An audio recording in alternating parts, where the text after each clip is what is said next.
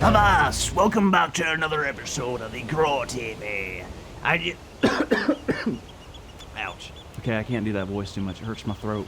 Now, if y'all remember correctly, last week I found a treasure map. And it was at that moment I chose to become a pirate. That's right, it's nothing but open seas and bad breath for the future for me. Anywho, I want to hop on for a second and practice a couple little things for you, with us. For you. Now, in the past week, I've realized how different pirates can be from normal people. Do you know pirates ate a lot of beans and bread? You think it'd be a lot of fish, but apparently it wasn't worth the amount of work to catch fish.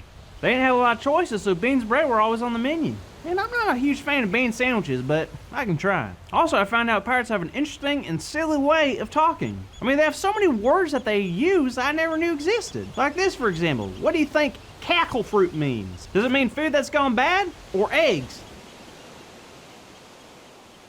You're right, eggs. That's weird, right? So y'all want to learn some pirate lingo with me? Okay, first to talk like a pirate, you gotta lower your voice to like a growl. Like, rawr. So instead of saying, wow, you'll say, Shiver me timbers. Very good. Next, instead of saying, good morning, fellow human being, you'll say, ahoy, matey.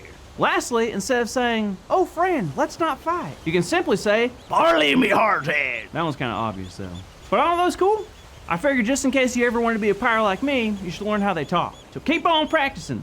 Aye, aye, Captain. Well, ahoy there, Andrew.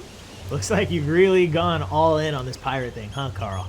That's Captain Carl, you, sir. And yes, this is now my life. I'm one step closer to finding the treasure from this treasure map, especially now that I can talk like a pirate. I see. Well, I think that's pretty cool, because right now I'm going to talk about how we can use our words to be wise. Hey, that sounds kind of lubberish. What does that mean? Not a clue, still learning.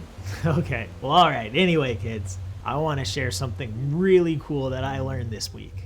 Well, first, do you know what a rudder is? Well, I didn't until I read the book of James and came across the word. Essentially, it's a part of the ship that steers it and tells it which way to go. But I didn't realize how small the rudder is. There are some ships that are absolutely massive, but the rudder, debatably the most important part of the ship, is so tiny. James also mentions how a wildfire can start from the tiniest spark. Did you say fire? Yeah? I'm terrified of fire. Okay, anyway. What does this have to do with our words? Well, just like the spark or the rudder, our tongue is small compared to the rest of the body. But our tongue and our mouth help us to talk. And the words we use are just as powerful as the rudder or the spark. Fire can be used for good, right? Nope. Well, Carl, I know it can. Nope, fire is bad. Well, think about it. It can help warm people's houses, cook food, boil water, but it can also do harm, right? Yep. Houses burn down, forests can be destroyed. So just like fire can be used for good or bad, so can our words. Our words have power to help others or hurt them. So we must be careful to use our words wisely. There's a prayer in Psalm 19 that uses these words. May these words of my mouth and this meditation of my heart be pleasing in your sight. I think a way that a pirate can learn to watch his or her words is by learning the ways of God. If you read all of chapter 19, it's about finding real joy in God's instruction for our lives. Just like following a map leads to treasure, following God leads to abilities that we didn't have before. We can speak to others in ways that build them up. We can please God with our choices. We can listen and obey our parents. We can do so much more than we thought we were able to do when we follow the instructions that God has for us. So remember the power of your words, Pirate Carl. Aye, Captain.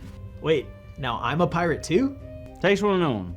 Anyway, when you feel like your words or your actions aren't what they should be, look to God for help and remember the instructions that you found in God's story.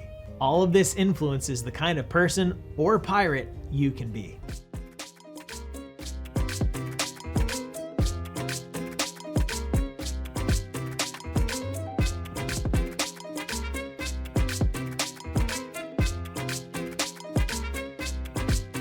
Switch.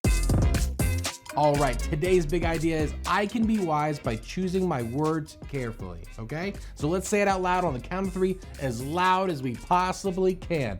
1, 2, 3. I can be wise by choosing my words carefully. All right. Wonderful job. Perfect. Absolutely great. Everyone did incredible, except for, no, I'm kidding. Everyone did great. Didn't they do great, Captain Carl? Right?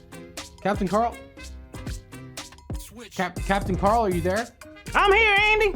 Now that I've learned the importance of choosing our words wisely, I think I'm ready to start looking for my treasure. It's gonna be fun. See y'all later.